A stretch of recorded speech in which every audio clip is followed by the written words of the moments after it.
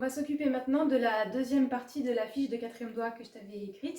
C'est des exercices un peu plus approfondis pour développer ton agilité avec ton quatrième doigt. Juste n'oublie pas certaines petites choses. C'est un petit rappel de la vidéo que je t'ai faite sur la main gauche, sur la posture du violoniste. N'oublie pas le trou de souris. N'oublie pas d'avoir le premier doigt toujours en face du pouce. Essaye d'avoir, là, ici, je ne l'ai pas dit ça dans la première vidéo, essaye d'avoir le poignet bien droit, c'est-à-dire dans la continuité de l'avant-bras. C'est-à-dire qu'il ne faut pas qu'il soit cassé comme ça, sinon ton quatrième doigt, tu ne vas pas pouvoir le poser juste, il sera trop bas, mais pas non plus comme ça.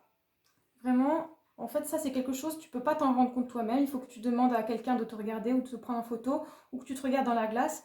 Il faudrait qu'on puisse mettre, tu vois, un archet, quelque chose de droit, et c'est dans la continuité, donc pas comme ça, on ne casse pas le poignet, ni dans un sens ni dans l'autre, c'est tout droit. Tu vois, tu peux t'appuyer contre l'archet.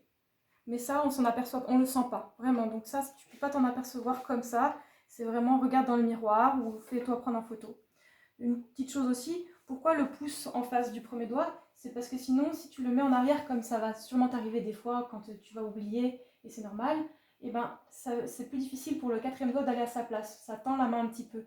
Alors que si on avance le pouce, et ben ça grandit un peu la main et le quatrième doigt il peut arriver bien à sa place.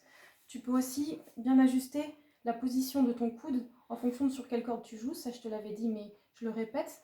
Si tu es sur la corde de mi, ton coude il sera plus vers la gauche que si tu es sur la corde de sol, où ton coude il va petit à petit aller chercher un peu plus une rotation vers l'intérieur, il va se rentrer. Voilà, je vais te jouer les exercices 5 et 6 que je t'ai écrit, qu'on a vu.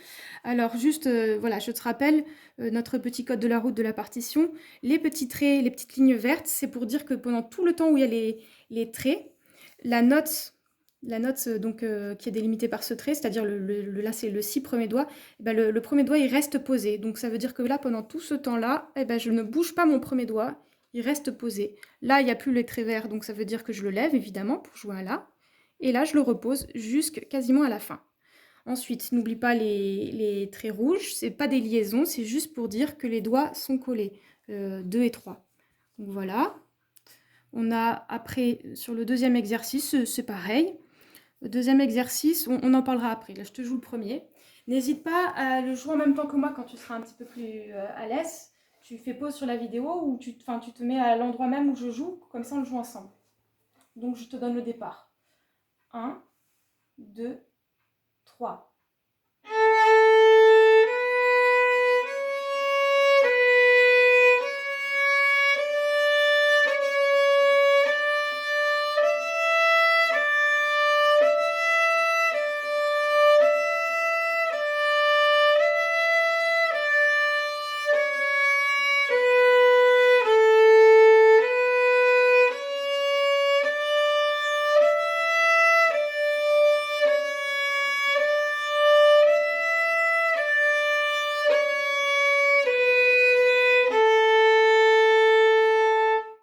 Voilà.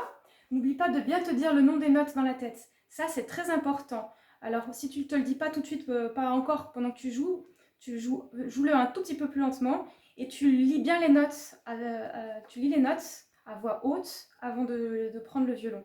C'est important parce qu'après, si tu ne le fais pas, on va rajouter de plus en plus de notes, de plus en plus de difficultés et tu te perdras vraiment. Donc, prends cette habitude, même si pour l'instant tu ne vois pas trop l'utilité. Crois-moi, ça va vraiment t'aider par la suite de te dire les notes dans ta tête pendant que tu joues.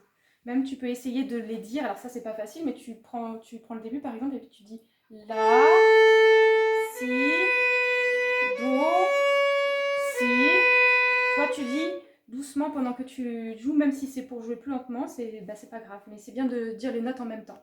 Je te joue le deuxième exercice, donc le numéro 6, il est un peu plus compliqué, pourquoi? Parce que là, dans cet exercice, je t'ai marqué des fois des choses un peu bizarres, comme 2 seuls sans 1. Ça veut dire quoi? Ça veut dire qu'ici, on a un 0, on a 0 doigt posé, un La à vide. Et ici, c'est un deuxième doigt, c'est le Do. Ça veut dire de poser le deuxième doigt sans avoir le premier doigt derrière. Donc, je te joue cette mesure. Donc, La, Do, Si.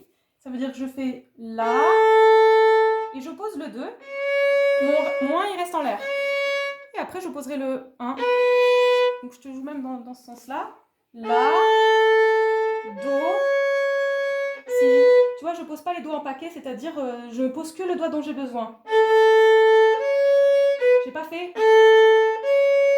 Non, non, non. Donc dans l'idée, en fait, c'est que tu laisses poser les doigts qui ne te gênent pas pour jouer la suite, mais tu ne poses que le doigt dont tu as besoin. Donc c'est le même système à la fin de la première ligne. Quand ici, je te marque, donc gardez le premier doigt posé, parce que le premier doigt, il ne gêne pas pour poser les autres doigts, les 2 et 3. En revanche, là, je suis sur un premier doigt, un si premier doigt. Ici, c'est un ré troisième doigt.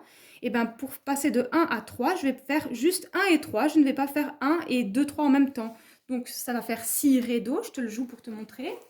Si, donc il est posé. Je ne pose que le ré, que le 3, pas le 2. Le 2, il n'est pas loin, il reste au-dessus de sa place. Comme ça. Donc, je te refais cette dernière mesure de l'exercice 6, de la première ligne de l'exercice 6. Si, ré, do. Donc je te montre de ce sens-là. Ça fait si, ré. Ce qu'on veut pas, c'est ça. Non, on ne veut pas les deux doigts en même temps. Tu poses un doigt par un doigt. Voilà. Maintenant, je vais te le jouer. Donc pareil, je t'encourage à le jouer avec moi. Donc je compte 1, 2, 3.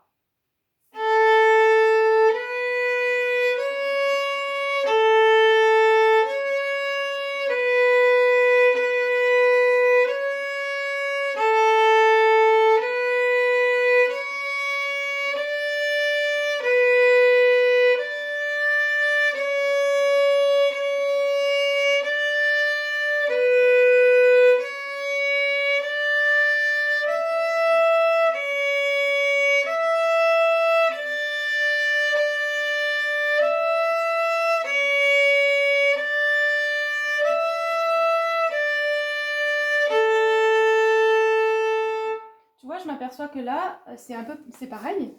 Sur cette mesure, ça c'est un do deuxième doigt et ça c'est un mi quatrième doigt.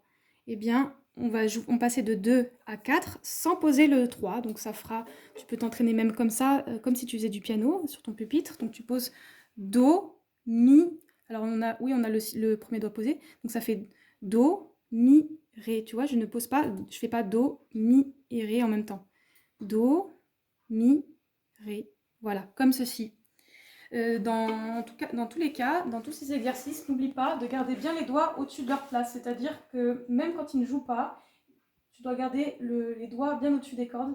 Tu vois là, si, do, ré, mi, ré, do, si. Là, quand je les enlève, je ne les enlève pas en explosion. Ça ne fait pas une explosion de doigts en l'air. Les doigts, ils restent bien au-dessus de leur place. Et toujours les ongles vers le bas. C'est-à-dire qu'on ne lève pas les doigts comme ça. Ils gardent toujours cette forme un petit peu de pont, mais au-dessus des cordes. Tu vois, par exemple, là, je fais do, mi, ré, do, mi, ré. Et ben, je vais pas faire do, mi, ré. Je lève pas les doigts. Pardon si c'est pas très clair, mais en tout cas, l'idée, c'est de garder les ongles vers le bas. Voilà, et pas d'écarter les doigts, de les lever super loin du manche. Voilà, bon courage, à bientôt. Ciao, ciao.